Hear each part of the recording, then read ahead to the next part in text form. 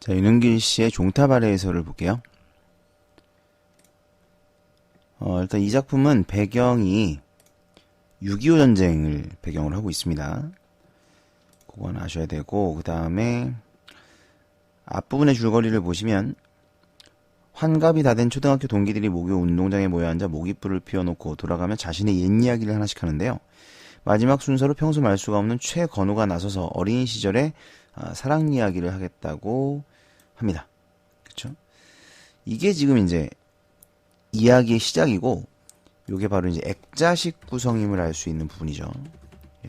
액자식 구성임을 알 수 있다. 액자식 구성이 뭐예요?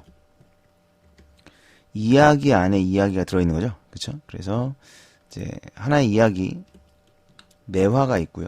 자, 이게 내화.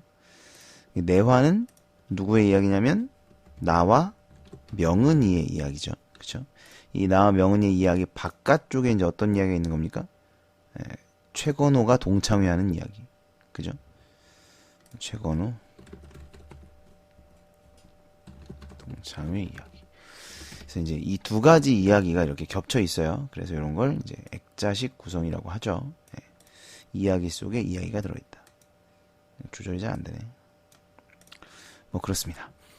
자, 그래서 액자식 구성 이건 꼭 알아두셔야 돼요. 중요합니다. 자, 내용을 보시면 만세 주장 뒷골목에 살고 있었다. 주장은 이제 술 만드는 집이에요. 유명한 술도가를 옆구리에 끼고 산다 해서 특별히 득볼 것도 해댈 것도 없었다. 날만 구질라 치면 날씨가 좋지 않으면 주장 건물 전체가 모주망태로 흠씬 취해서 문뱃내를 펑펑 풍기듯 찌든 막걸리 냄새를 사방에 퍼뜨리는 바람에 비위가 많이 상하긴 했지만 그렇다고 그 집에 따로 유감이 있는 건 아니었다. 뭐 좋은 것도 나쁠 것도 없었다. 다만 문제가 있다면 그것은 지혜밥이었다. 지혜밥. 볕이 좋은 날 만세 주장에서는 도로가에 멍석을 여러 개 나란히 펴놓고 술 밑으로 쓸 엄청난 양의 지혜밥을 말리곤 했다. 입에 넣고 씹기 딱 알맞을 만큼 꼬들꼬들 마른 상태에서 단내를 확확 풍기는 그 고두밥이 배고른 아이들을 환장하게끔 만드는 것이었다. 자, 그러니까 이제 고두밥이 문제라는 것은 왜 문제라는 거예요? 배가 고픈데 아이들이, 그죠?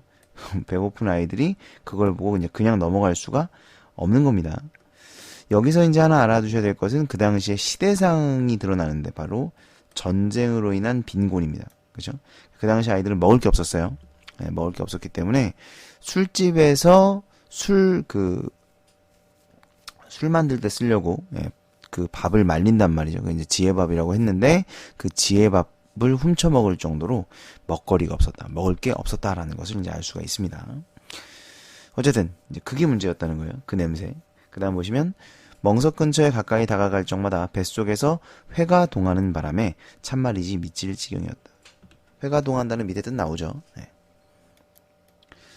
자, 그 다음 보시면 목구멍 안쪽에서 마구 고무래질하는 것 같은 유혹을 견디나 못한 아이들이 학교를 오가는 길에 한 줌씩 지혜밥을 슬쩍 하다가 주장의 일꾼인 짝눈이 아저씨에게 들켜 경을 치기 일쑤였다. 그러니까 이제 밥을 훔쳐 먹는 거예요.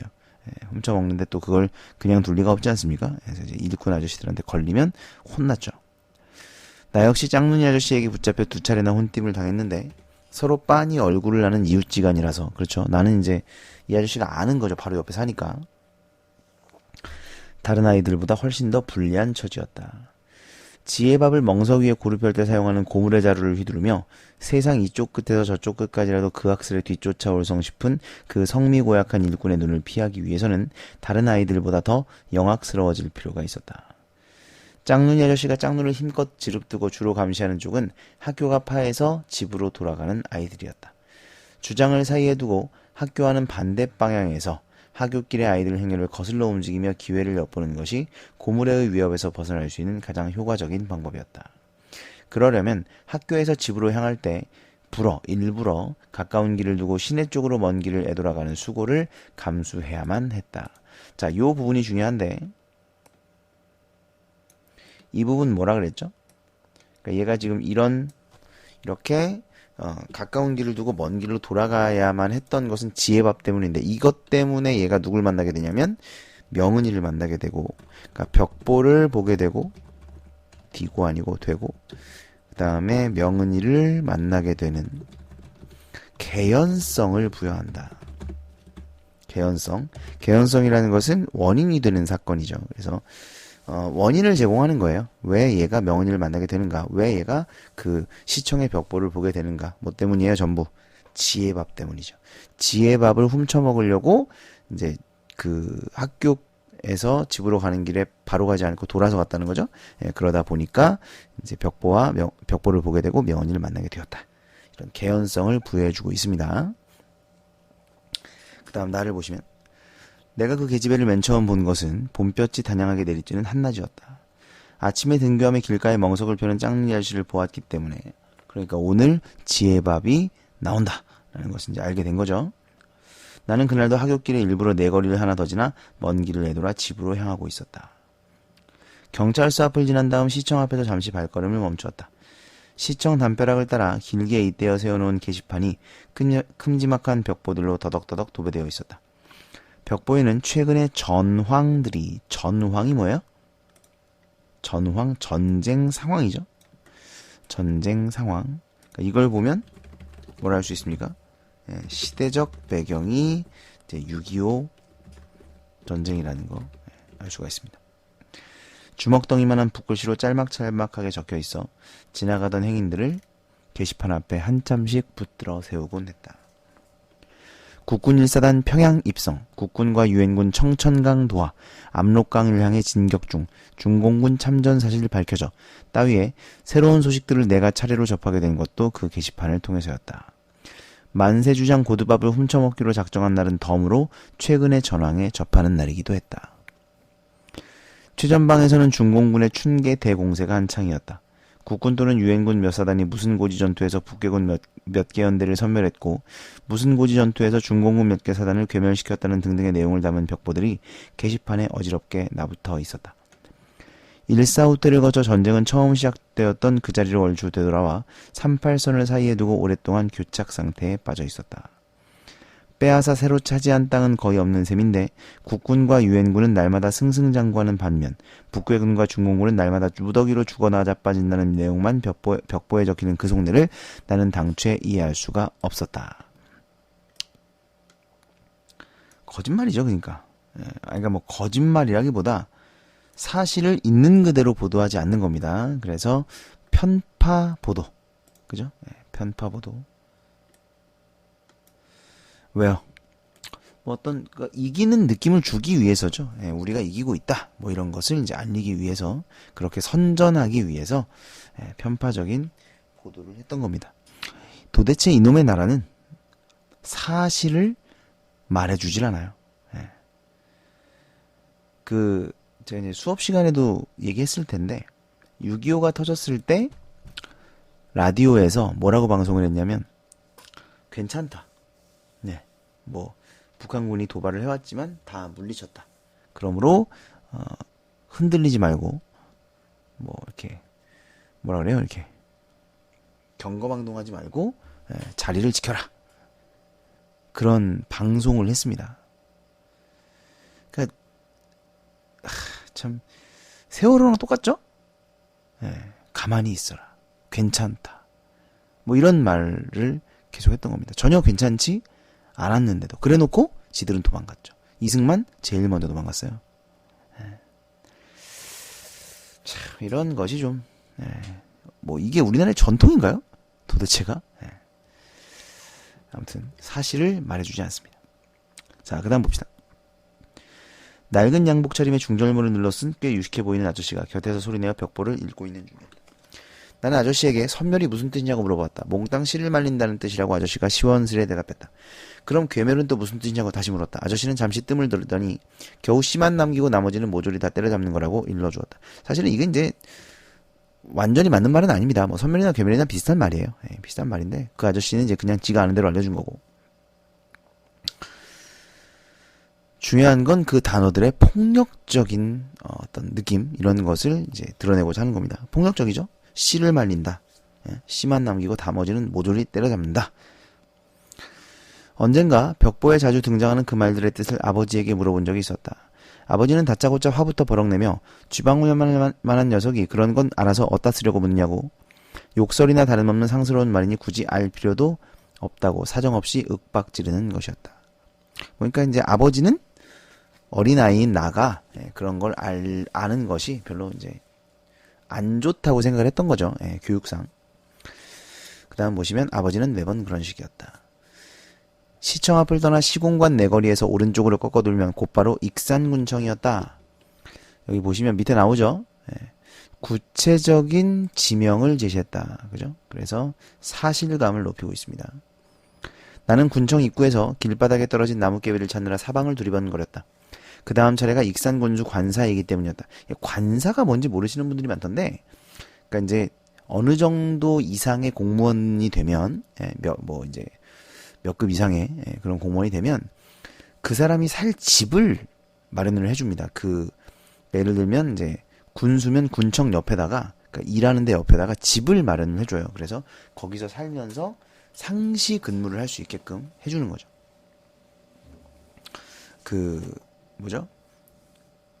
가족들도 이제 거기 살 수 있게 해주고, 뭐 그런 게 관사입니다. 관사 정원과 도로 사이에 담장 대신 내부가 훤히 들여다보이는 철책이 쳐져 있었다. 철책에 나뭇개비를 대고 이쪽 끝에서 저쪽 끝까지 힘껏 달리면 따발총같이 타타타타 소리가 요란하게 울리곤 했다. 그 밑에 오른쪽에 보시면 그림 나와 있죠? 이런 거 보신 적 있죠? 뭐 놀이터 같은 데 가도 이런 게 있고요. 그죠? 동물원 같은 데 가도 있고, 뭐 집에도 이제 이런 식으로 해놓는 경우가 있고요. 그래서 여기다가 나뭇개비를 대고 달리는 거죠. 그러면 따다다다다다 소리가 나겠죠. 관사 철책에 나뭇개비를 막 갖다 대려다 말고 나는 갑자기 손놀림을 멈칫했다. 며칠 전까지만 해도 나무 몇 그루와 잔디밭만 휑하니 드러내 보이던 정원에서 인기척이 났다. 나하고 동갑도래로 보이는 계집애였다.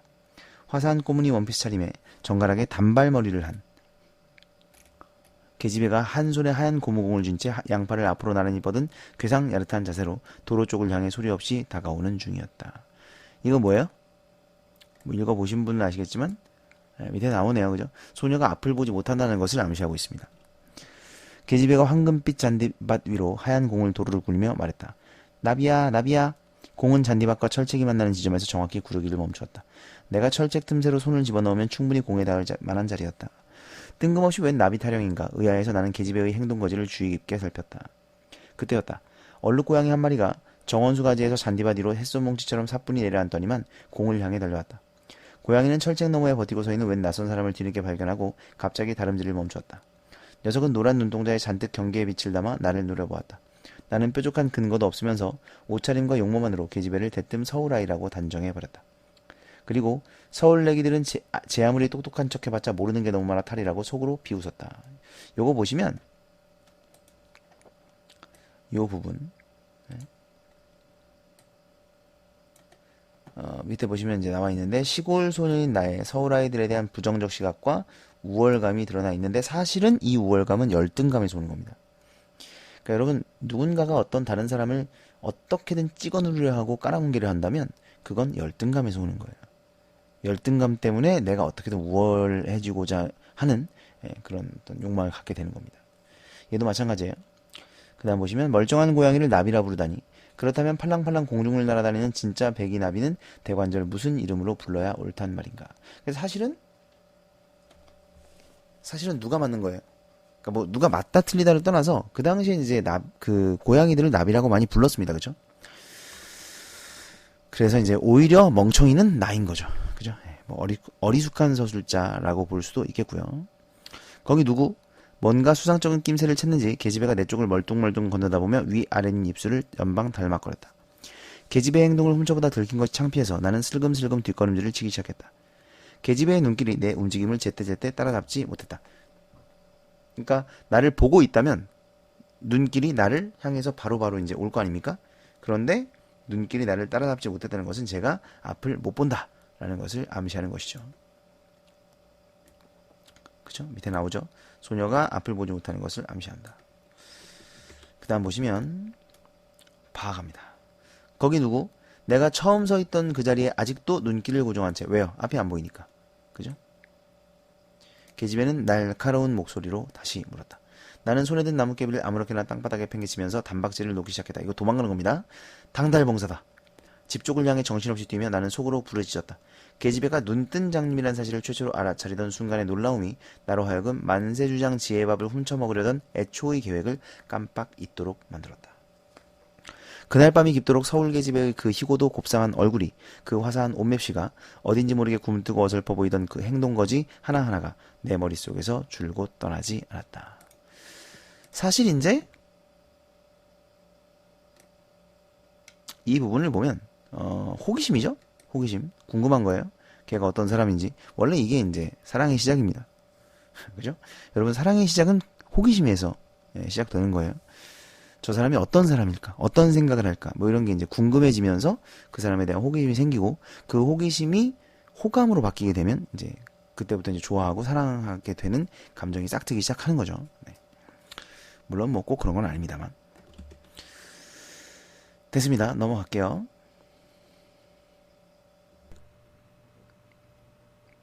자, 그 다음 봅니다. 이튿날 나는 학교가 파하기 무섭게 곧장 익산군수관사로 달려갔다. 발음이 왜 이렇게 안 될까요? 관사정원에서는 전날과 똑같은 상황이 되풀이되고 있었다. 계집애는 양팔을 앞으로 나란히 뻗은 부자연스러운 자세로 거리를 재기 위함인 듯 몇 발짝 조심스레 걷다가는 공을 잔디밭 위로 도르르 굴렸다. 나비야 나비야, 아마도 철책 넘어 낯선 사람에 대한 경계심 때문인 듯 나비란 놈은 정원수 가지들 사이에 몸을 숨긴 채 꼼짝도 않고 야옹야옹 울어대기만 했다. 공은 전날과 마찬가지로 잔디밭과 철책이 만나는 지점에 거의 정확히 멎어 있었다. 나는 통탕거리는 가슴을 애써 누르며 철책 틈새로 손을 넘어 공을 집어들었다. 그리고 계집애를 향해 던져주었다. 공이 발채 가까이에 떨어지는 순간 계집애의 얼굴에는 놀라움인지 반가움인지 모를 괴상야릇한 표정이 떠올랐다. 거기 누구? 사람이요? 아, 어제 바로 그 애? 계집애는 말 한마디로 상대방을 단박에 알아맞혔다. 그뿐만이 아니었다. 난 널 알아. 나이는 나랑 비슷해. 키는 나보다 조금 더 커. 그리고 얼굴이 아주 못생긴 애야. 마치 두 눈으로 똑똑히 보는 것처럼 자신있게 말하는 것이었다. 심지어 얼굴 못생긴 것까지 정확히 알아맞히는 바람에 나는 가슴 목판이 뜨끔 쑤셨다. 귀엽죠? 남자애. 계집애가 내 앞으로 천천히 다가오기 시작했다. 양팔을 앞으로 나란히 뻗지 않은 정상적인 자세로 걷느라고 철책까지 다다르는데 반나절은 좋게 걸리는 듯 했다. 이 부분은 이제 뭐냐면 정상인인 척 하는 겁니다. 예. 그러니까 밑에 보시면 나를 의식한 소녀의 태도다라고 돼 있죠. 이제 시력이 보이지 않는 것을 티내고 싶지 않은 거죠. 이제 소녀의 생각이 드러납니다. 그 다음 보시면 못생겼다고 해서 미안해. 그냥 괜히 해본 소리야. 뭐 보이지도 않으면서. 그죠? 못생긴 게 사실이라고 나는 하마터면 실토정할 뻔했다. 생기다만 얼굴 같다고 모두들 나를 놀려대곤 했으니까. 너가 아버지가 군수냐? 얼굴 문제에서 빨리 벗어나고 싶어 나는 엉뚱한 대로 말머리를 돌렸다. 군수가 뭔데? 네가 익산군수 딸이냔 말이여. 익산군수가 뭔데? 와, 군수관사에 살면서 군수가 뭔지도 모르다니. 역시 서울 얘기들은 아는 것보다 모르는 것이 훨씬 더 많은 무지렁이들이라고 나는 생각했다. 아까도 얘기했지만 이거는 이제 나의 열등감에 대한 보상심리, 열등감 때문에 남들보다 우월한 것을 드러내고자 하는 겁니다. 서울 얘기들한테는 잠자리면 무조건 다 그냥 잠자리에 지나지 않을 뿐이었다. 이것도 마찬가지예요. 나의 우월감을 드러내고자 하는 겁니다. 실잠자리, 기생잠자리, 비단잠자리, 고추잠자리, 된장잠자리, 쌀잠자리, 보리잠자리, 밀잠자리, 말잠자리, 호랑잠자리 등등 가지각색의 수많은 잠자리가 세상에 있는 줄 꿈에도 모르는 벅구들이었다. 그 다음 보시면 난 그런 거 잘 몰라. 외갓집 식구들이 가자는 대로 그냥 여기까지 따라왔을 뿐이야. 계집애가 심드렁한 어조로 중얼거렸다. 어쩌다가 그럼 당달봉사는 되어버렸다냐? 나는 마침내 용기를 내어 간밤부터 줄곧 품어나온 의문을 입 밖으로 불쑥 털어냈다. 당달봉사가 뭔데? 역시 서울 얘기라서 별 수가 없었다. 나는 당달봉사가 어떤 건지 설명해 주려고 철책에 바싹 달라붙었다. 그 순간 뭔가 이상한 낌새가 퍼뜩 느껴졌다. 나는 반사적으로 고개를 획 돌려 관사 쪽을 살펴보았다. 머리가 희끗희끗한 노파가 유리창 안쪽에서 무시무시한 눈초리로 나를 쏘아보는 중이었다. 어마 뜨거라 하고 나는 전날처럼 또 단박질을 놓기 시작했다. 예! 예! 하고 다급히 부르는 소리가 등 뒤에서 들려왔지만 나는 뒤도 안 돌아보고 진둥한둥 주랭랑을 놓았다. 여기서 예! 예! 하고 부른 사람은 당연히 노파가 아니라 소녀겠죠. 소녀가 나를 불렀음에도 도망쳤죠. 노파가 무서웠나봐요. 그죠? 노파는 할머니죠. 그 다음 보시면 이튿날은 군수관사 근처에 얼씬도 하지 않았다. 노파한테 쫄은 거예요. 그 이튿날도 마찬가지였다. 관사 쪽을 외면한 채 지낸 그 이틀 동안 만세주장 앞길 멍석 위에 널린 지혜밥을 봐도 뱃속의 회가 전혀 동하지 않았다. 자, 왜요? 왜일까요? 모든 정신이 어디에 팔려 있는 거예요? 그 소녀에게 팔려 있는 겁니다. 예, 그러니까 사랑이라니까. 예. 사랑이에요. 호기심, 예, 관심, 호감 이렇게 진행이 되는 겁니다. 그 다음 보시면 서울 계집애의 그 새하얀 낯꽃이 얼굴이죠. 끊임없이 눈에 밟히는 바람에 그러지 않아도 재미를 못 부자리를 먹던 학교 공부가 한결 더 부실해졌다. 이틀 동안이 내 인내심의 한계였다. 좀이 쑤셔서 더 버티지 못하고 나는 사흘 만에 또다시 군수관사를 찾아갔다. 정원엔 아무도 안 보였다. 나비란 놈도 안 보였다. 하얀 고무공 하나만이 잔디밭 가운데 동그만이 놓여있을 따름이었다. 한참 더 기다려보다가 관사 안에 아무런 기척도 없음을 거듭 확인하고 나서 무척이나 아쉬운 마음으로 발길을 돌렸다. 바로 그 순간 누군가 내 퇴로를 우뚝 가로막고 있다는 사실을 비로소 알아차렸다. 머리가 희끗희끗한 노파였다. 그때 그 할머니죠? 내가 또 달아나려 하자 노파가 갑자기 내 팔을 덥석 붙들었다. 널 혼내주려는 게 아니다 아가. 겁낼 것 없다. 할머니는 몬준한 말씨로 나를 안심시키려 했다. 우리 명은이 지금 병원에 있다. 그저께 밤부터 갑자기 신혈이 끓고 헛소리가 우시면서 병원에 입원시켰단다. 노파한테 단단히 붙들려 있던 내 팔이 갑자기 자유로워졌다. 팔을 놨단 얘기죠. 나는 명은이 외할미다. 우리 명은이 말동무가 되줘서 고맙구나. 명은이는 아마 내일쯤 태어날 게다. 그 다음 보시면 일단 되찾은 팔을 또다시 빼앗길까봐 나는 뒷짐을 진 채 명은이 외할머니의 말에 무턱대고 고개를 주걱거렸다. 끄덕끄덕했다는 얘기죠. 너는 어디 사는 누구냐? 집이 어디냐? 나는 대충 만세주장께를 어림하고는 턱짓으로 그쪽을 가리켰다. 그러자 명은이 외할머니가 대뜸 앞장을 섰다. 나랑 같이 가보자. 집까지 가는 동안 명은이 외할머니는 별의별 시시콜콜한 것들을 다 물었다. 이름은, 나이는, 부모님은, 형제 자매는, 전쟁 때문에 혹시 불행을 당한 가족이나 일가 친척은 이거 왜 물어보는 거죠? 네, 혹시라도 그런 사람이 있으면 명은이한테 그런 얘기 할까봐 걱정이 되는 겁니다. 건호야, 학교 끝나면 우리 관사에 자주 놀러와도 괜찮다. 그 대신 너에게 신신당부할 게 있다. 우리 명은이 듣는 데서는 절대로 입 밖에 꺼내지 말아야 될 말들이 있단다. 자, 이게 바로 금기죠. 금기. 세 가지. 첫째 부모 이야기, 둘째 사람이 죽고 사람을 죽이는 이야기, 셋째 장님 이야기. 세 가지는 절대로 이야기하지 마라. 금기입니다. 더군다나 당달봉사 같은 말은 아주 좋지 않은 말이니까 우리 명은이 앞에서 다시는 꺼내지 않도록 단단히 입조심해야 된다. 알겠냐? 나는 화투화 달아오른 낫꽃 부끄러움입니다. 낫꽃을 들키지 않으려고 일부러 두어 발짝 뒤로 쳐져 걸었다. 뒤에 걸었단 얘기죠. 명은이 외할머니는 만세주장 뒷골목까지 나랑 동행해서 기어이 우리 집을 확인한 다음에야 발길을 돌렸다. 건호야, 대문간에 막 발을 들여놓으려는 나를 명은이 외할머니가 등 뒤에서 큰 소리로 다시 불러세웠다. 우리 명은이 참 불쌍한 아이다. 제 엄마 아빠가 한꺼번에 처참하게 죽는 꼴을 두 눈 번이 뜨고 지켜본 아이다. 여기 보시면 나오죠? 네. 그날부터 제 눈엔 아무것도 안 보인다며 저는 아무것도 못 봤다며 하루아침에 장님이 되는 아주 몹쓸 병에 걸려버렸단다. 이 부분을 보시면 명은이가 시력을 잃게 된 이유가 나오죠. 네. 부모의 죽음을 보았기 때문입니다. 의사도 못 고치고 약으로도 못 낫는 아주 고약한 병이란다. 눈물구덩이에 퐁당 빠져 허우적대는 눈동자. 자, 이런 거 보시면 작가의 개성이 좀 드러나죠. 네. 비유적인 표현. 비유적 개성적 표현입니다. 체크해볼까요? 지유 아니고요. 비유적 개성적 표현. 명은이 아닌 외할머니는 내 얼굴을 간신히 건너다 보았다. 때깔이 고운 한복 차림에 기품이 넘쳐나던 명은이 외할머니의 모습이 한순간에 와르르 허물어져 내리는 순간이었다. 마땅히 그래야만 될 성 싶어 나는 덮어놓고 고개를 끄덕이는 동작만 되풀이했다. 명은이 외할머니가 내 손을 덥석 움켜쥐었다. 우리 명은이한테 말동무라고는 세상 천지 달랑 고양이 새끼 한 마리밖에 없었단다. 앞을 못 보게 된 뒤로 우리 명은이가 고양이 말고 사람을 말동무로 삼은 건 건호 네가 맨 처음이란다. 자, 그래서 어떻게 잘 좀 부탁한다는 얘기죠. 예, 그래서 건호한테 우리 명은이 친구가 되어달라 뭐 이런 얘기를 부탁을 하고 있습니다. 그 다음 봅시다. 거를 보시면 명은이 퇴원이 예정된 날은 때마침 주일이었다. 일요일이죠. 우리 식구들은 서울에서 피란 내려온 막내 이모의 전도 덕분에 수복 직후부터 신광교회에 다니기 시작했는데 교회 사찰인 딸고마니 아버지의 이름, 왜 딸고마니 아버지인지 딸을 그만 낳으라고 딸구만이 아버지고요. 그 다음에 여기서 이제 힘차게 울려대는 종소리, 이건 이제 뒤에 또 나옵니다. 굉장히 중요한 소재인데, 에 이끌려 나는 주일 아침에 신광교회로 향했다. 주일학교 반사의 지시에 따라 나는 예배 도중 죄를 고백하는 기도를 드렸는데, 이북 피란민 출신으로 중앙시장에서 철물점을 경영하는 호라비 반사는 매주 공과 공부가 끝날 때마다 한 주일 동안 저지른 죄를 모조리 고백할 것을 어린 제자들에게 강요하곤 했다.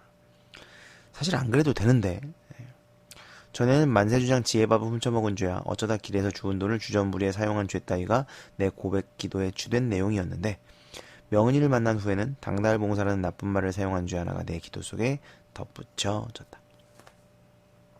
중요하진 않습니다. 너로 갑니다. 나는 주일학교를 마치기 무섭게 신광교회에서 곧장 시청을 향해 달려갔다. 명은이에게 건넬 선물을 장만하기 위해서였다. 전황에 대한 새로운 소식은 안못 보는 명은이에게 의미 있는 선물이 될 뿐만 아니라, 자, 지금 단단히 잘못 생각하고 있습니다. 그러니까 이 선물이 뭐예요? 전황에 대한 새로운 소식을 지금 선물로 들고 가겠다는 거죠. 내가 결코 시골뜨기라고 만만히 볼 상대가 아님을, 자, 이게 바로 이제 얘가 전황을 전달해주는 이유인데, 바로 우월감을 드러내고자 하는 겁니다. 아까도 얘기했죠? 이 우월감을 드러내고자 하는 행위는 열등감에서 비롯된 거예요. 우월감을 드러내고자 함. 자, 이것은 열등감에서 비롯된 것이다. 이걸 알 수가 있습니다. 자, 우월감을 드러내고자 했다. 그래서 전황에 대한 새로운 소식을 전달하는 거예요. 계집애에게 일깨워주는 확실한 증거물이 될 것이었다. 아무도 없는 정원내물을 기웃거리며 철책 앞에서 서성거리는 참인데 관사 현관문이 빠끔히 열렸다. 명은이 외할머니가 손짓으로 나를 불렀다. 나는 난생 처음 익산군수관사 안으로 쭈뼛쭈뼛 발을 들여놓았다. 잔뜩 겁을 집어먹은 채 낯선 구조의 양옥집 거실을 통과하는 나를 액자 속의 이승만 대통령이 근엄한 표정으로 내려다보고 있었다. 사실 여기서 체크하진 않았지만 지금 이런 부분도 시대적 배경을 드러내는 거긴 합니다. 네? 여러분, 대통령 사진을 그 군청에 걸어놓는다. 그렇습니까? 지금은 상상도 하기 힘든 일이죠. 지금 문재인 대통령이 대통령 되면 문재인 대통령 사진을 걸어놓나요? 시청이나 군청에? 말도 안 되는 소리죠. 그건 거의 김정은 아닙니까? 김정은. 옛날엔 그랬어요. 옛날엔 그랬습니다. 그래서 그런 시대적 배경을 알 수가 있어요. 그 다음 보시면, 나는 명은이가 들어있는 작은 방으로 안내되었다.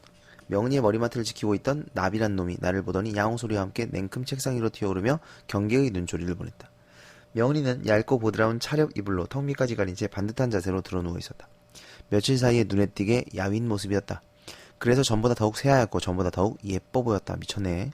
멋쩍고 쑥스러운 나머지 나는 괜스레 희죽희죽 웃기부터 했다. 명은이는 보이지 않는 눈을 내 얼굴에 맞추려고 내 웃음소리를 쫓아 머리를 움직거렸다. 재미있는 얘기 나누며 천천히 놀다 가거라. 명은이 외할머니가 자다리 동동 뜬 수정과 그릇과 과자가 수북이 담긴 쟁반을 방바닥에 내려놓았다. 명은이 외할머니가 방에서 나가기를 기다려 나는 준비해온 선물 보따리를 다짜고짜 풀어놓기 시작했다. 큰일이네요. 트루먼 대통령이 메가더 원수를 유엔군 총사령관직에서 해임한 소식부터 먼저 전했다.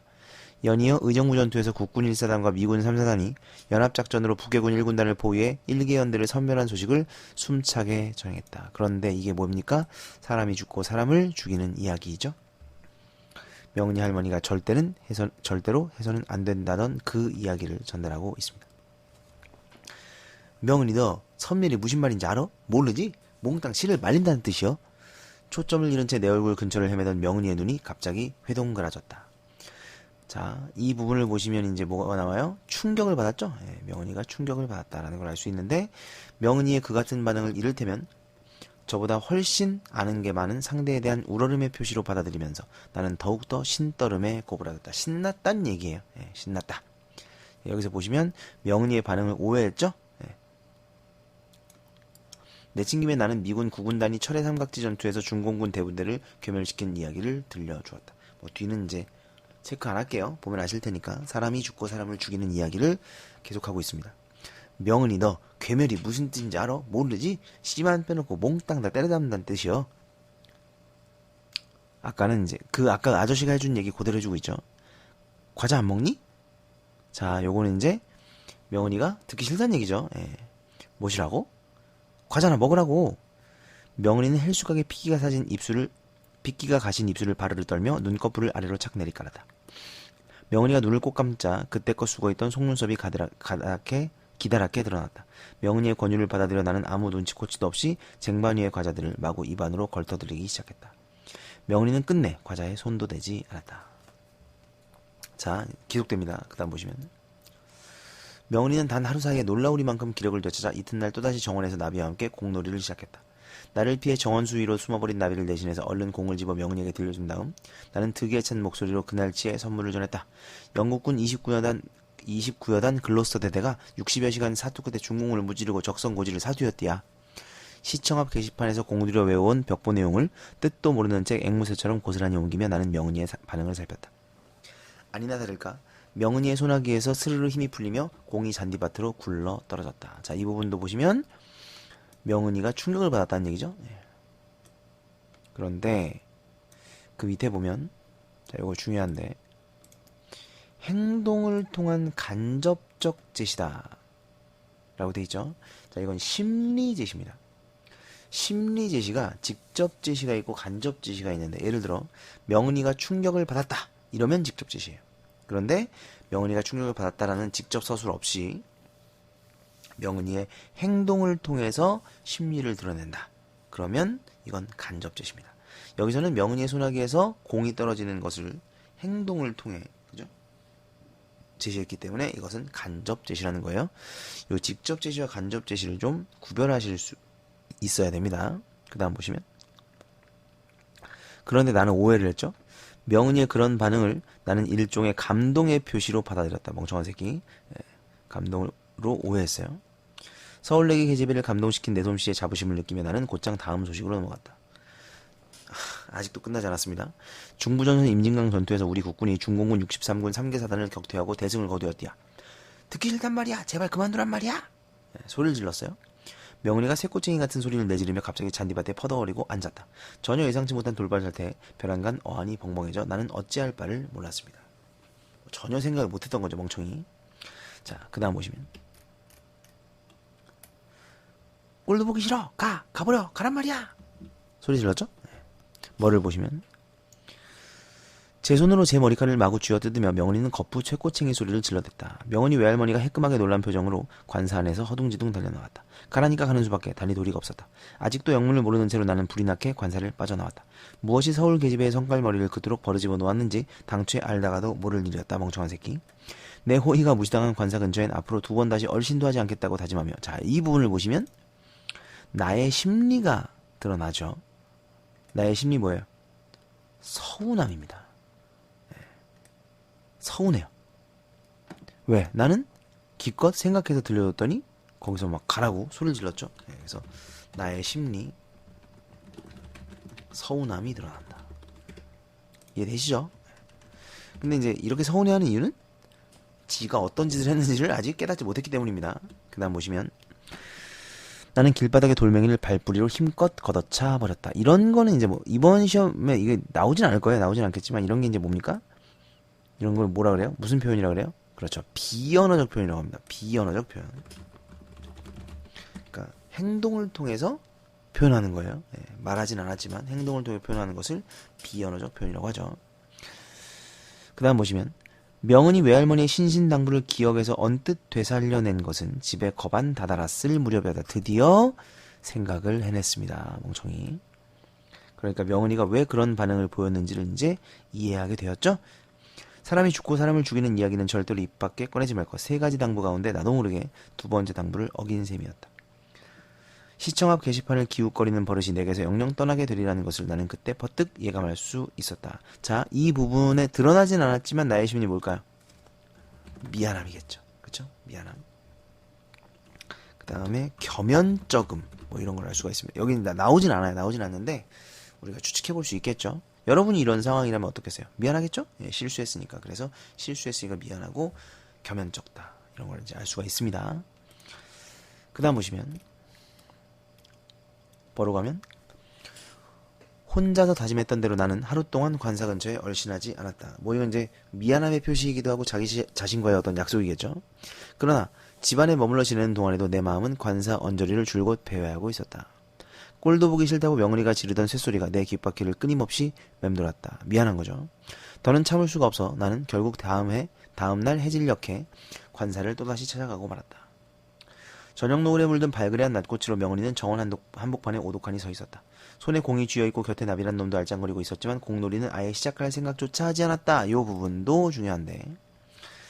자, 명은이가 한복판에 오독하니 서 있었고 공놀이를 시작할 생각도 하지 않았다. 왜일까요? 왜일까? 나를 생각하고 있는 겁니다. 이것도 이거. 예. 그래서 이 부분은 명은이의 내면 심리 역시 간접 제시하고 있는 건데 이 부분은 뭐냐면 내가 명은이를 막 생각했던 것처럼 명은이도 나를 생각하고 있었던 거죠. 그래서 이제 이렇게 멍하고 있었던 건데 그 다음 보시면 할 일 없이는 어쩔 수 없이에요. 어쩔 수 없이 먼산바라기가 되어 왜냐면 공놀이를 하면 내가 그 공을 이제 집어 던져주면서 말을 걸려고 했는데 공놀이를 안 하고 공이 저기 있으니까 이제 어쩔 수 없이 가만히 기다리고 있는 겁니다. 먼산바라기가 되어 언제까지고 꼼짝도 하지 않는 명은이의 모습을 나는 철책 밖에서 한참 몰래 지켜보았다. 여기서는 어쩔 수 없이가 근데 내가 어쩔 수 없이가 아니고 명은이구나. 네. 아무튼 그 다음 보시면 바로 그때였다.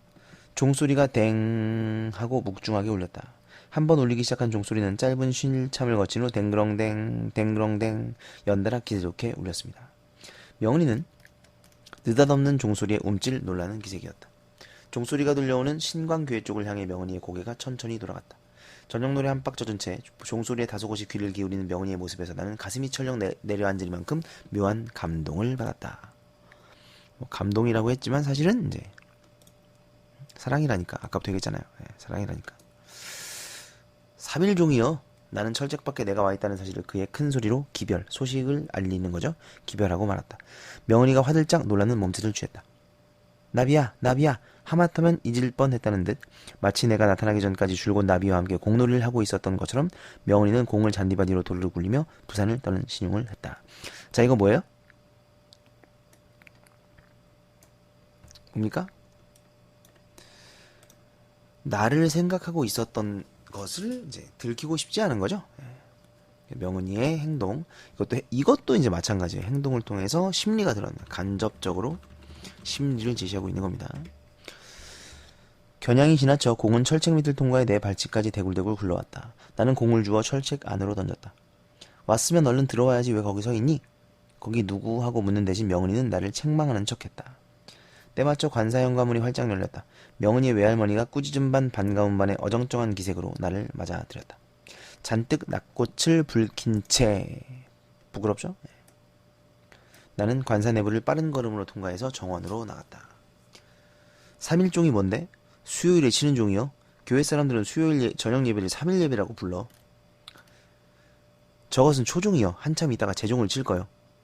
명은이한테 미안하던 참에 나는 도롱태 굴리듯 빠른 말씨로 한바탕 정신없이 짓거렸다. 어머나, 건너 너 교회 다니니? 딸고만이 아버지가 시방 초종을 치고 있는 중이요. 명은이 너 딸고만이 아버지가 누군지 모르지? 딸고만이 아버지는 자 이제 야트막한 언덕이 신강교의 종탑 밑에서 종줄 끝에 대롱대롱 매달려 허공 속을 연방 오르락내리락하며 신나게 종을 치고 있을 사찰 아저씨의 앙바트만 모습을 머리에 떠올리니까 절로 웃음이 비어졌다. 5번째로도 딸을 낳고 나서 지어준 이름이 딸고만이었다. 딸내미 이름을 고로코럼 엉터리 없이 지어놓으면 요단번엔 틀림없이 아들을 낳게 된디야. 그래서 이제 딸을 고만 낳으라고 딸고만이, 그러니까 이름이 고만이에요. 이름이. 예, 딸고만이고 그 다음에 그 아버지가 이제 딸고만이 아버지인 거죠. 옛날에 제가 보던 그 드라마에는 그 막내딸 이름이 종말이에요. 종말이. 딸 그만 낳으라고 이름을 종말이라고 지은 겁니다. 예, 그 다음에 아들 낳으라고. 참 이게 옛날에는 진짜 그 여성 비하가 굉장히 심했어요. 예, 이런 거 보면. 예, 이름이 딸고만이가 뭡니까? 자, 그 다음 보십시다. 명은이는 한바탕 기분 좋게 깔깔거렸다. 아, 명은이가 웃는다. 내가 서울내기 지지배를 웃겨코로 만들었다. 나는 득이양양해서 넋이야 신이야 하며 마구잡이로 떠벌렸다. 딸고만이 아버지가 종치는 걸 보면 너도 암에 배꼽을 잡고 웃을 거요. 얼마나 괴상하게 생겼는지 알아? 키는 나보다 조금 더 크고 머리는 훌러덩 벗겨지고. 말을 하다 말고 나는 갑자기 입을 다물었다. 명은이가 앞을 못 본다는 점에 뒤늦게 생각이 미친 까닭이었다. 종소리의 꼬리 부분이 긴 여운을 끌며 저녁 하늘 속으로 천천히 사라지고 있었다. 이 부분 체크하셔야 됩니다. 종소리의 꼬리 부분이 사라지고 있었다. 원래 종소리는 청각을 통해서 우리가 듣는 건데 마치 시각, 눈으로 볼 수 있는 것처럼 표현했죠. 그래서 청각의 시각화가 사용된 부분입니다. 공감각적 표현이에요. 공감각적 표현. 딸고모니 아버지 얘기를 계속해봐. 명은이가 잔디밭 위에 아무렇게나 퍼부라고 앉으며 재촉했다. 나도 덩달아 명은이 앞에 퍽썩 주저앉았다. 딸고모니 아버지는 정말 괴짜였다. 교회 종을 치기 위해 이 세상에 태어난 사람 같았다. 종을 치지 않을 때에는 우리에게 놀림감이 되지만 종을 치는 동안만큼은 언제나 존경의 대상이 되곤 했다. 마치 종줄의 일부인 양 앙와트만 몸짓이 굵은 밧줄 끝에 매달려 발바닥이 땅에 닿을 새가 없으리만큼 위로 솟구쳤다 아래로 곤두박질치기를 되풀이하며 힘차게 종소리를 울려대는 동안 그는 얼굴이 온통 시뻘겋게 상기한 채 꿈을 꾸는 듯한 표정을 짓곤 했다. 종치는 일이 거반 끝나갈 무렵쯤 되면 그는 자기주의로 새까맣게 몰려들어 찬탄 어린 눈빛으로 구경하는 조물애기들 가운데 딱 한 명만 골라 딱 한 차례만 종주를 잡아당기는 영광을 안겨주곤 했다. 그 악슬에 뒤쫓아다니며 딸고마니 아버지라고 놀려먹은 적이 없는 착한 아이에게 대개 특혜를 베푸는 것이었다. 딸고마니 아버지를 한번 봤으면 좋겠다. 이건 명은이의 말입니다. 나랑 같이 교회 가면 얼마든지 볼 수 있어. 말을 주고받다 보니 뭔가 좀 이상하다는 생각이 퍼뜩 들었다. 앞을 못 보는 명은이가 무슨 재주로 딸고마니 아버지를 본단 말인가. 눈엔 안 보여도 마음으로는 얼마든지 볼 수 있어. 내 속마음을 읽었는지 명은이가 얼른 어른스럽게 말했다. 기왕 말이 나온 김에 우리는 주일 저녁에 함께 신광교회에 가기로 약속을 정했다. 그죠? 네. 그래서 나와 명은이가 그 종소리 덕분에 이제 화해를 하게 되었습니다. 그래서 일요일날 종소리 보러 딸고마니 아버지가 치는 종소리 들으러 이제 교회에 가기로 했어요.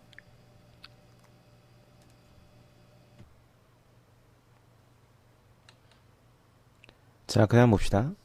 주일 저녁에 오기까지 시간은 굼벵이 걸음처럼 더디 흘러갔다. 외할머니의 허락을 받고 명은이와 나는 딸고마니 아버지가 초종을 울릴 시간에 맞추어 관사를 출발했다. 명은이의 손을 잡고 조심조심 길을 인도하는 탓에 관사에서 신광교회까지 평상시보다 곱절 이상 거리가 멀게 느껴졌다. 먼 길을 걷는 동안 나는 전에 주일학교 반사한테 들은 이야기를 재탕해서 명은이에게 들려주는 일로 시간을 때웠다. 자, 이 이야기는 시험에 잘 나옵니다. 옛날 어느 성에 용감한 기사와 바람처럼 빨리 달리는 백마가 살고 있었다. 백마. 기사는 사랑하는 백마를 타고 전쟁터마다 다니며 번번이 큰 공을 세워 성주로부터 푸짐한 상을 받곤 했다. 전쟁이 끝났다. 세월이 흘러 백마는 늙고 병들게 되었다. 그러자 기사는 자기와 오랫동안 생사고락을 함께한 백마를 외면한 채 전혀 돌보지 않았다. 늙고 병든 백마는 성내를 이리저리 떠돌다가 어떤 종탑 앞에 이르렀다. 누구든지 종을 쳐서 억울한 사연을 호소할 수 있게끔 성주가 세워놓은 종탑이었다. 백마의 눈에 종탑을 휘휘 감고 올라간 칡넝쿨이 보였다. 칡넝쿨 체크해주세요. 배고픔에 못 이겨 백마는 칡넝쿨을 뜯어먹기 시작했다. 그러다 종주를 잘못 건드리는 바람에 그만 종소리를 울리고 말았다. 종소리를 들은 성주가 무슨 사연인지 자세히 알아보도록 부하에게 지시했다. 그리하여 백마의 억울한 사연을 알게 된 성주는 은혜를 저버린 기사를 벌주고 백마를 죽을 때까지 따뜻이 보살펴 주었다. 자, 그러니까 결국 백마가 소원을 이루었네요. 그죠? 예, 백마가 칡넝쿨을 먹었어요. 그죠? 예, 칡넝쿨을 먹다가 소원을 이루게 되었다. 뭐 이런 얘기인데 여기서 이 백마가 의미하는 게 이제 명은입니다. 예. 소원을 이루고 싶은 사람. 그죠? 소원을 이루고 싶은 주체가 바로 명은이, 백마죠. 그 다음에 여기서 칡넝쿨에 해당하는 게 바로 나예요. 나. 왜? 결국은 이제 명은이가 종을 칠 수 있게 도와주는 것이 나거든요.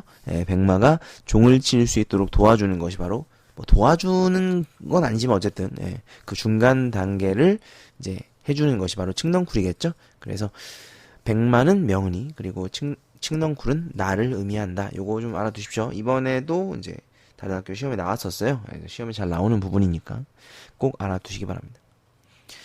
그 다음 억울한 사람은 누구든지 종을 칠 수 있다고? 느슨히 잡고 있던 내 손을 갑자기 꽉 움켜쥐며 명은이가 물었다. 자, 이런 거 보면 이제 명은이가 이 이야기에 관심을 보이고 있다는 걸 알 수 있죠. 왜? 자기도 억울한 게 있는 거죠. 그렇죠? 그래서 그 억울한 걸 이제 풀기를 바라는 겁니다. 나는 괜스레 우쭐해진 나머지 얼김에 말갈망도 못할 허세를 부리고 말았다. 뜻이 나와 있는데 수습이 안 될 이야기를 하는 거죠. 허세죠, 허세. 가끔 이제 그런 경우가 있죠. 우리가 이제 왠지 분위기 타가지고 말도 안 되는 허세를 부리는 경우가 있는데 그런 경우라고 보시면 되겠습니다. 그 다음 보시면 그렇다니까 아무나 다 종을 취미시나 마음속으로 소원을 빌으면은 그 소원이 죄다 이루어진디야. 거짓말입니다. 뭐 말도 안 되는 소리고 그냥 허세인데 그냥 이제 막 이야기를 한 거죠. 그런데 중요한 건 이제 명은이 입장에서는 이 이야기를 듣고 굉장히 이제 혹하는 겁니다. 자기가 억울함이 있고 소원이 있기 때문에 그것을 풀고 싶은 거죠. 펄을 보시면 마침내 신광교회 입구로 들어섰다. 아직 이른 시간이라 그런지 우리 말고 다른 교인들 모습은 교회 근처에서 전혀 찾아볼 수가 없었다.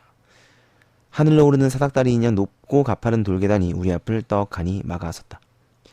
발을 헛디디지 않게끔 명은이를 단단히 부축한 채 천천히 돌계단을 오르기 시작했다.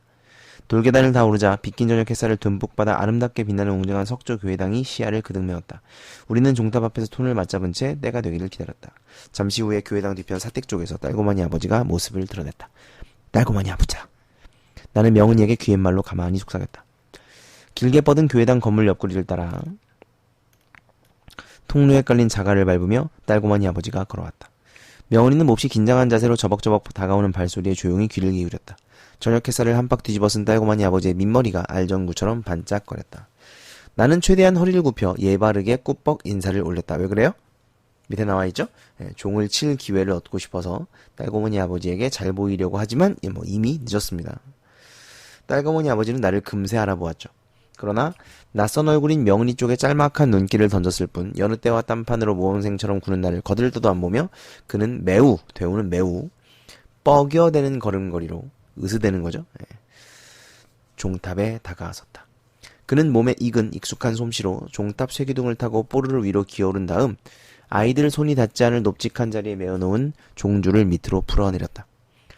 그가 굵은 밧줄을 힘차게 아래로 잡아당기자 종탑 꼭대기 그 까마득한 높이에 매달려있는 거대한 놋종이 한쪽으로 휘우뚱 기울어졌다. 또 한 차례 줄을 잡아당기자 이번에는 반대편으로 놋종이 휘우뚱 넘어갔다. 오른쪽 왼쪽 번차례로 기울어지기를 2번 3번. 지금 보시면 묘사가 굉장히 사실적으로 묘사가 되고 있습니다. 여러분 종 치는 거 본 적 있으세요? 줄을 당긴다고 종이 쳐지는 게 아닙니다. 이게 줄을 당기면 종이 기울어지는 거예요. 그러다가 이게 좀 많이 이제 기울어지게 되면 종이 왔다 갔다 하면서 그 안에 들어있는 그 쇠구슬을 치는 거죠. 그러면서 소리가 나는 건데 굉장히 좀 사실적으로 묘사를 했습니다. 고를 보시면 이제 종소리가 울릴 차례요. 내 말이 끝남과 동시에 댕 하고 첫 번째 종소리가 묵직하게 울려 퍼졌다. 갑자기 귀를 먹먹하게 만드는 둔중한 종소리에 놀라 명은이는 눈살을 찌푸리며 잽싸게 손바닥으로 귀를 막았다. 종소리가 차츰 빨라지기 시작했다. 딸고마니 아버지의 앙바트만 몸집은 어느새 종줄과 한 몸을 이루어 쉴 새 없이 허공을 오르락내리락 하느라 발바닥이 땅에 닿을 겨를도 없을 지경이었다. 댕그렁댕 댕그렁댕 기세 좋게 울리는 종소리가 귀싸대기를 사정없이 갈겨댔다. 보시면 종소리는 청각입니다. 그런데 귀싸대기를 때렸다는 건 촉각이니까 청각의 촉각화가 쓰였죠. 청각의 촉각화 체크해 주시고 나는 명은이의 손바닥을 붙잡아 귀에 붙였다 뗐다 하는 동작을 되풀이했다. 기다란 종소리에 중동을 뚝 잘라 동강을 내었다가 다시 이어붙이기를 되풀이하는 그 장난이 명은이 얼굴에 발갛게 꼬물이 베게끔 핏기를 돋우었다. 건공 중에 둥둥 떠있던 딸고마니 아버지의 발바닥이 어느새 슬그머니 땅으로 되돌아와 있었다. 이제 거의 다 친 거죠. 종치는 작업을 마무리하기 위해 종줄 잡아당기는 힘을 적당히 조절하는 중이었다. 나는 시로라기 같은 희망을 품은 채 딸고마니 아버지가 아닌 사찰 아저씨를 같은 사람이에요. 딸고마니 아버지랑 사찰 아저씨 같은 사람인데 같은 사람이지만 이제 의미가 다른 거죠. 딸고마니 아버지를 보는 눈길이 아닌 사찰 아저씨를 보는 눈길, 존경의 눈길로 최대한 존경의 눈빛을 띄워보냈다. 하지만 아무 소용이 없는 아첨이었다. 사찰 아저씨 아닌 딸고마니 아버지는 결국 나로 하여금 마지막 순간에 딱 한 차례 종줄을 잡아당기게 하는 특혜를 베풀지 않은 채 매정하게 종치기를 끝내버렸다. 주일마다 뒷공무니를 밟고 다니며 딸고마니 아버지라고 그 학생에 놀려던 지난 날들이 여간 후회되는 게 아니었다. 뭐 당연한 거죠. 아쉬움을 달랠 요량으로 자 요량 단어 따라두십시오. 요량은 뭐 생각, 계산 뭐 이런 뜻입니다. 아쉬움을 달랠 생각으로 나는 얼른 고무신을 벗어들었다. 여태껏 늘 해왔던 방식에 따라 나는 바야흐로 저녁하늘 저 멀리 사라지려는 마지막 종소리를 고무신짝 안에 양껏 퍼담았다. 그런 다음 잽싸게 고무신짝을 명은이 귓바퀴에 찰싹 붙여주었다. 그러자 명은이 얼굴에 해맑은 미소가 가득 번져나기 시작했다. 냄새가 나진 않을까요? 저 항상 이거 할 때마다 과연 정말 좋아했을까? 냄새가 날 텐데 분명히. 아무튼 그래서 이제 그 소리를 마지막까지 듣게 해준 겁니다. 소리의 여운을 듣게 해준 거죠. 어미종은 이미 움직임을 멈추었지만 고무신짝 안에는 새끼종이 담겨. 새끼종은 이제 비유적인 표현이죠. 여기서는 이제 종소리의 여운을 이야기합니다. 새끼종이 담겨 아직도 작은 움직임을 계속하고 있었다. 그 종이 꿀벌처럼 잉잉거리며 대고 명은이의 귀를 간지리고 있을 것이었다. 자, 종이 귀를 간지린다. 그러니까 무슨 법이에요? 화류법이죠. 그죠? 그 다음에 직유법은 뭐예요? 꿀벌처럼이니까 직유법이 되겠죠. 그 다음 왔던 길과는 달리 돌아가는 길은 호사스러운 감동의 보자기에 감싸여 있어서 은유법이죠. 감동의 보자기. 비유적 표현이 쓰였습니다. 관사까지 걷는 시간이 조금 전보다 절반 이하로 짧게 느껴졌다. 명은이는 흥분한 기색을 여간에서 감추지 못했다. 관사 앞에서 헤어지기 직전 명은이는 나에게 고맙다고 말했다. 깍쟁이 서울 계집의 입에서 고맙다는 인사가 나오기는 그때가 처음이었다. 건호야. 일껏 내 이름을 불러놓고도 명은이는 한참이나 더 뜸을 들인 다음에야 가까스로 뒷말을 이었다. 네 얼굴이 어떻게 생겼는지 궁금해. 내 손으로 한번 만져보고 싶어. 관심이죠. 제가 얘기했지만 사랑의 시작은 관심입니다. 명은이도 나에 대한 관심을 표현하고 있습니다. 참으로 난처한 순간이었다. 틀림없이 집안 어느 구석에서 우리를 지켜보고 있을 명은이의 외할머니를 의식하면서 나는 잠시 망설였다. 에라 모르겠다는 심정으로 나는 결국 명은이의 손을 끌어다 내 얼굴에 대주었다. 그리고 두 눈을 질끈 감아버렸다. 촉촉이 땀에 젖은 손이 내 얼굴 윤곽을 천천히 더듬어 나가기 시작했다. 명은이는 내 이목구비 하나하나를 차례차례 신중히 어루만졌다. 얼굴이 아주 잘생겼구나. 나한테 얼굴을 보여줘서 고마워. 난생 처음 잘생겼다는 소리를 들었다. 나는 활활 달아오르는 낙꽃을 주체할 수가 없어 도망치다시피 관사 앞을 떠나버렸다.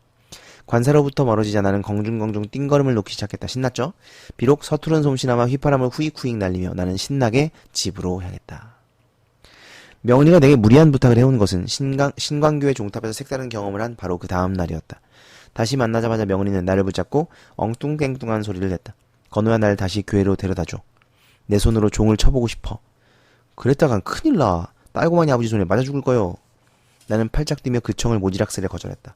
하지만 명은이는 나한테 검질기게 달라붙으며 계속 비라리 치고 있었다. 지금 전문 용어들 나오죠. 모지락스레, 검질기게, 비라리 이런 이제 사투리죠. 사투리. 방언들 뜻 알아두시고. 제발 부탁이야. 딱 한 번만 내 손으로 직접 총을 쳐보고 싶어. 종은 쳐서 뭐 털라고. 그냥 그래. 내 손으로 울리는 종소리를 듣고 싶을 뿐이야. 거짓말이죠. 뭐겠습니까? 소원을 이루고자 하는 겁니다. 그쵸? 나도 이미 눈치 깠죠. 멍청이가 아니고서야 다 알겠죠. 뭐를 보시면 말은 그렇게 했지만 나는 명은이의 진짜 속셈이 무엇인가를 금세 알아차릴 수 있었다. 동화 속에 늙고 병든 백마를 흉내내고 싶은 것이었다. 버림받은 백마처럼 자신의 억울한 사정을 성주에게 호소하고 싶은 것이었다. 다름 아닌 눈을 뜨고 싶다는 소원을 하나님에게 전할 속셈임이 틀림없었다. 그러니까 이제 성주에 해당하는 건 하나님이겠죠. 누구든지 종을 치면서 소원을 빌면 다 이루어진다고 명은이 앞에서 공인이 허튼 소리를 짓거린 일이 새삼스레 후회되었다. 대관절 무슨 재주로 딸고만이 아버지 허락도 없이 교회 종을 무단으로 울린단 말인가. 알았다니께. 연방 도리머리를 하는 내 마음과는 딴판으로 내 입에서는 승낙의 말이 잘도 흘러나왔다. 끝끝내 명은이의 간청을 뿌리칠 재간이 내게 없다는 사실을 나는 처음부터 잘 알고 있었다. 뭐 이런 게 사랑이죠. 무리한 부탁을 해도 알았다고 할 수밖에 없는 게 사랑입니다. 별을 따다 달라고 해도 따다 주겠다고 하는 정신 나간 그런 게 사랑이겠죠. 일요일은 절대로 안 돼야. 수요일도 절대로 안 돼야. 그럼 언제? 보이지도 않는 눈을 반짝 빛내며 명은이가 대답을 재촉했다.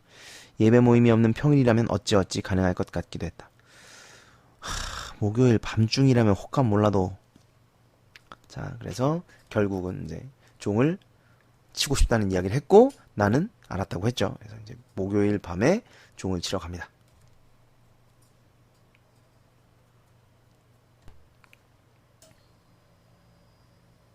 자, 그 다음 보시면 목요일 아침이 밝았다. 목요일 낮이 지나갔다. 마침내 목요일 밤이 찾아왔습니다. 명은이는 시내 산보를 구실삼아 외할머니한테 밤마을을 허락받았다. 놀러가는 거죠. 어둠길을 나서는 우리를 명은이 외할머니가 관사밭 길가까지 따라 나와 걱정스러운 얼굴로 배웅했다. 지금 무슨 짓을 하러 가는지 아시면 더 걱정스러운 얼굴이 되실 텐데요. 그죠? 앞못 보는 외손녀를 걱정하는 백발로파의 마음이 신광교회까지 줄곧 우리와 동행하는 듯한 기분이었다. 명은이의 손을 잡고 신광교회 돌계단을 오르는 동안 내 온몸은 사뭇 떨렸다. 지레 흥분이 되는지 아니면 두려움 때문인지 땀에 흠씬 젖은 명은이의 손 또한 달달 떨리고 있었다. 명은이가 소원을 이룰 수만 있다면 딸고마니 아버지에게 맞아 죽어도 상관없다고 각오를 다지면서 이것이 사랑의 힘 아니겠습니까? 나는 젖은 빨래를 쥐어짜듯 모자라는 용기를 빨끈 쥐어짰다. 신광교회는 어둠 속에 고자 누룩이 가라앉아 있었다.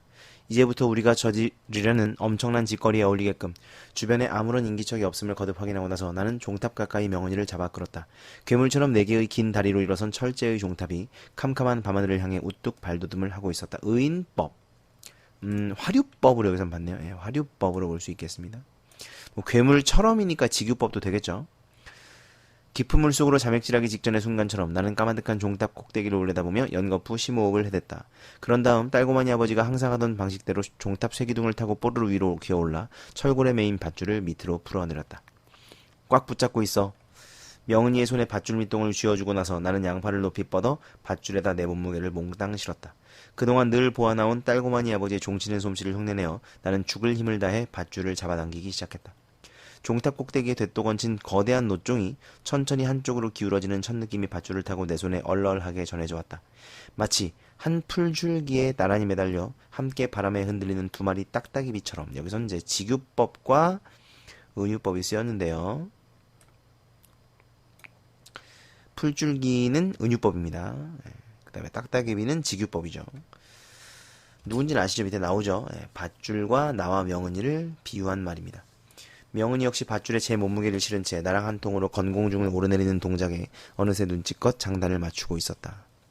어둠 때문에 잘 보이지 않았지만 내 코끝에 훅훅 끼얹히는 명은이의 거친 숨결에 섞인 단내로 미루어 명은이가 시방 어떤 표정을 짓고 있는지 너끈히 짐작할 수 있었다. 자, 드디어 종을 울리고 있는 거죠. 그 다음 보시면 소원비를 준비를 혀! 내 말이 채 끝나기 전에 땡 하고 첫 번째 종소리가 울렸다. 그 첫 소리를 울리기까지가 힘들었다. 일단 첫 소리를 울리고 나니 그 다음부터는 모든 졸차가 한결 수월해졌다. 뭐 이제 그쵸, 탄력이 붙었으니까. 댕그렁댕 댕그렁댕 기세 좋게 울려대는 종소리에 귀가 갑자기 먹먹해졌다. 소원을 빌어! 소원을 빌어! 종소리와 경쟁하듯 목청을 높여 명은이를 채근하는 한편 나도 마음속으로 소원을 빌기 시작했다. 명은이가 소원을 다 빌 때까지 딸고마니 아버지를 잠시 귀먹쟁이로 만들어 달라고 빌고 또 빌었다. 뭐 근데 나의 소원은 이루어지지 않았죠. 명은이 소원도 이루어질라나 모르겠네요. 명은이와 내가 한 몸이 되어 밧줄에 매달린 채 땅바닥과 허공 사이를 절구공이처럼 오르락 내리락 하면서 온몸으로 방아를 찧을 적마다 놋종은 우리 머리 위에서 부르르 부르르 진저리를 치며 엄청난 목청으로 울어댔다. 역시 화류법으로 볼 수 있겠습니다. 사람이 밧줄을 다루는 게 아니라 이젠 탄력이 붙을 대로 붙어버린 밧줄이 오히려 사람을 제멋대로 갖고 노는 듯한 느낌이었다. 그 다음 보시면 한창 종치는 일에 고부라져 있었던 탓에 열중해 있던 탓에 딸고마니 아버지가 달려오는 줄도 까맣게 몰랐다. 되알지게 엉덩이를 한 방 걷어채이고 나서야 앙바트만 그의 모습을 어둠 속에서 겨우 가늠할 수 있었다.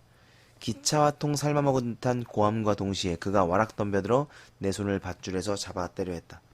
그럴수록 나는 더욱더 기를 쓰고 밧줄에 매달려 더욱더 힘차게 종소리를 울렸다. 주먹질과 발길질이 무수히 날아들었다. 마구잡이 메타작에서 명은이를 지켜주기 위해 나는 양다리를 가세질러 명은이의 허리를 감싸 안았다. 희생적 태도. 한데 엉클어져 악착스레 종을 쳐대는 두 아이를 혼자 손으로 좀처럼 떼어내기 어렵게 되자 나중에는 딸고마니 아버지도 밧줄에 함께 매달리고 말았다. 결국 종치는 사람이 셋으로 불어난 꼴이었다. 자, 이 부분을 보시면 약간 해학적이죠. 그러니까 이제 이 분위기가 사실은 되게 좀 비장한 장면이지 않습니까? 이 비장한 장면을 해학적으로, 해학적 분위기로 표현하고 있습니다. 어느 정도, 그러니까 너무 무겁지 않게. 이해되세요? 그러니까 막 엄청 웃기고 이런 건 아니죠. 그런데 너무 무겁지는 않게 약간의 해악성을 가미했다. 요 정도로 이제 이해를 해주시면 돼요. 그 어느 때보다 기운차게 느껴지는 종소리가 그렇겠죠. 셋이 치니까요. 예. 어둠에 잠긴 세상 속으로 멀리 멀리 퍼져 나가고 있었다. 명은이 입에서 벼란간 울음이 터져 나오기 시작했다. 자, 뭘까요? 명은이의 감정, 복받치는 거죠. 예. 여러분, 종소리를 바로 옆에서 들으면 이 굉장히 심장을 울려요. 소리가. 사실 아까 뭐 귀싸대기를 종소리가 귀싸대기를 친다라고 했잖아요. 근데 실제로 이게 이제 종소리가 울리면 실제로 귀싸대기를 때리는 것 같기도 하고 가슴을 막 때리는 것 같죠. 그러다 보니까 막 뭔가 그 감정이 굉장히 격해지고 그 다음에 자기의 이제 소원을 빌다 보니까 자기의 어떤 처지나 이런 것들을 이제 돌이켜 보게 되지 않겠습니까? 그러다 보니 그동안 쌓아왔던 어떤 슬픔들, 이런 어떤 억울함들, 뭐 이런 것들이 이제 터져 나온 것이죠. 그래서 울음을 터뜨리기 시작했습니다.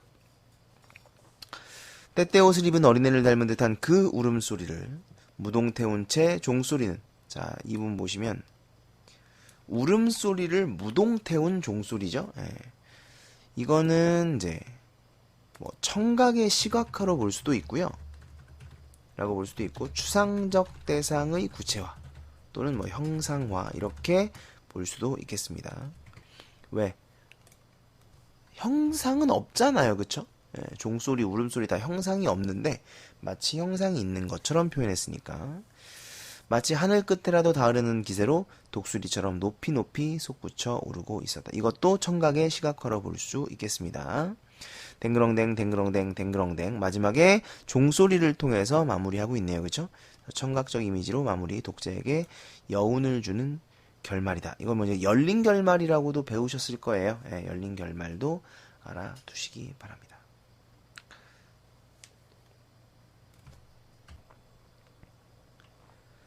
자, 정리를 좀 해보겠습니다. 중요한 거 모아서 좀 정리를 해볼게요.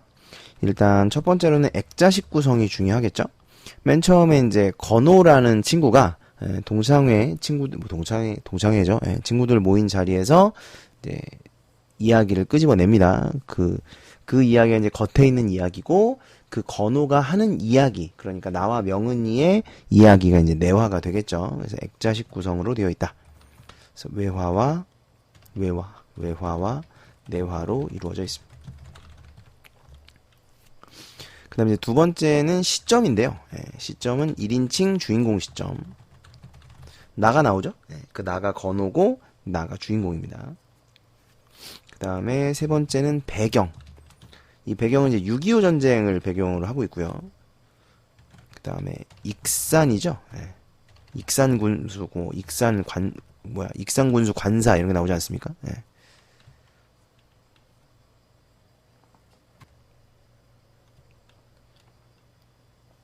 그 다음에 네 번째 주제입니다. 주제는 전쟁이 개인에게 가하는 폭력이죠.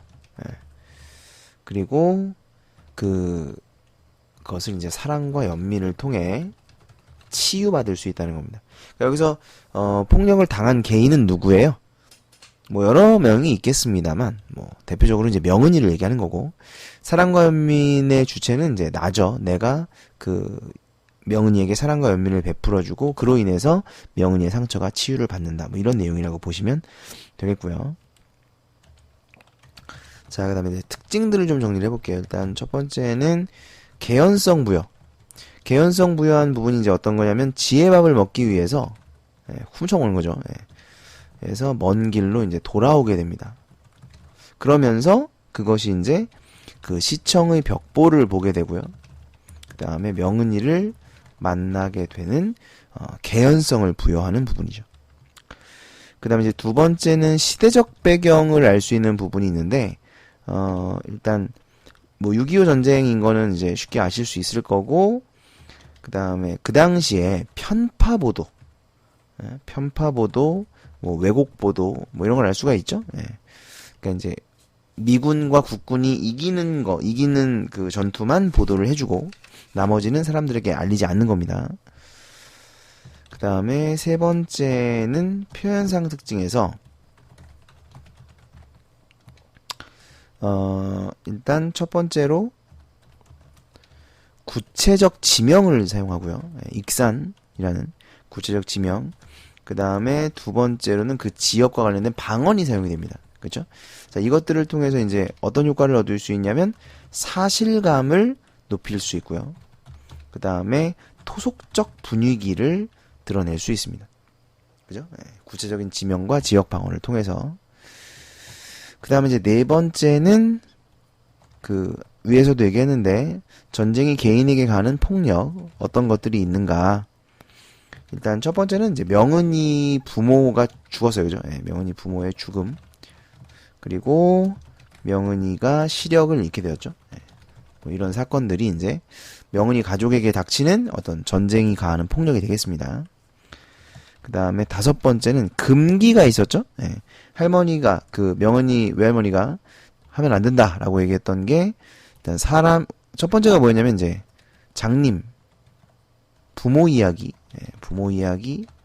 두 번째가 사람이 죽고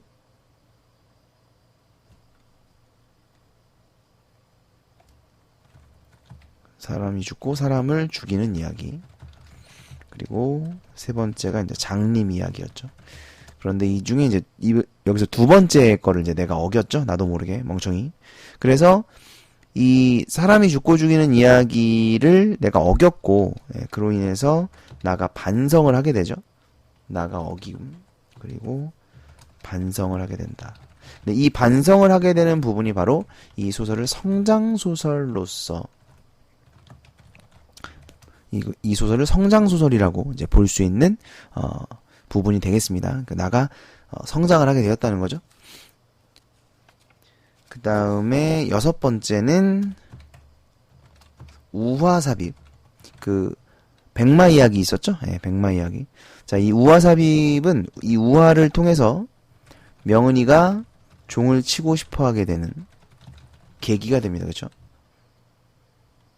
그 다음에 또 하나는 이제 작중인물과 대응관계. 이건 뭐냐면 이게 아까 말씀드렸던 명은이는 백마를, 그 다음에 나는 칡덩쿨. 사람이 아니네요. 그죠? 칡덩쿨이죠. 칡덩쿨을 의미하게 되는 거죠. 그래서 서로 이제 대응이 됩니다. 명은이는 소원을 이루고 싶어하는 백마, 나는 그 소원을 하늘에 이제 종탑에 연결해주는 그런 연결고리가 되는 거죠. 그 다음에 이제 일곱 번째는 사랑과 연민을 통한 상처 치유. 이것도 이제 아까 그 주제할 때 얘기했었는데 명은이가 종을 치도록 도와주는 건호의 모습을 통해서 사랑과 연민을 통한 상처 치유의 모습을 이제 알 수가 있겠습니다.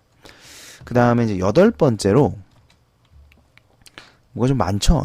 이제 소설이 길다 보니까 나올 수 있는 것들을 싹 이제 모은 거예요. 인물의 심리 제시 방법. 이 인물의 심리 제시 방법은 크게 두 가지가 있습니다. 첫 번째는 직접 제시가 있고, 두 번째는 간접 제시가 있는데, 직접 제시는 인물이 자신의 내면을 서술을 통해 제시하는 겁니다. 이게 이제 직접 제시라고 하죠. 그 다음에 이제 두 번째는 간접 제시인데, 간접 제시는 인물의 말이나 행동을 묘사해서 심리를 제시하는 방법, 이것을 간접 제시라고 합니다. 네, 그래서 이 소설에서는 직접 제시와 간접 제시가 모두 쓰였거든요. 그래서 어느 부분이 직접 제시, 어느 부분이 간접 제시라는 것을 여러분들이 좀 파악하실 수 있어야 됩니다. 그 직접 제시, 간접 제시를 묻는 문제가 나올 가능성이 굉장히 높기 때문에. 네. 자, 이렇게 해서 종탑 아래에서 해서가 두 번 들어가죠. 종탑 아래에서 나올 수 있는 내용들을 좀 살펴봤습니다.